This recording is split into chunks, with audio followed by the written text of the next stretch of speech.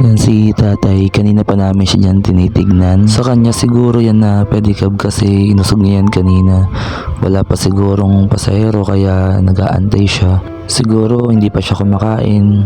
Nakikita namin yung mga ganyan tao kaya bibili namin siya ng konting pagkain para maitawid yung buong araw niya.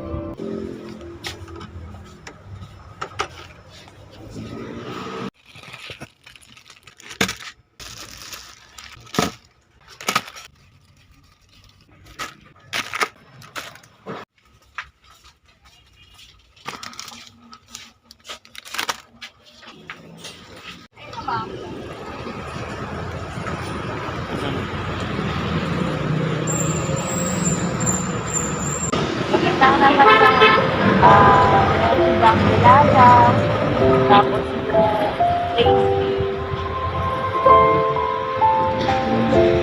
Parang ka-time check mo kayo. Kayo yan. May asawa at anak po kayo? Ha? May asawa at anak?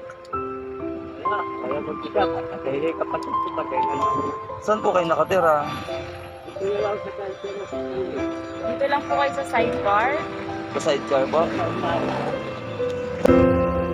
Kaya magpasalamat tayo sa lahat ng sakripisyo ng ating mga magulang. Mahalin natin sila habang sila ay nabubuhay pa.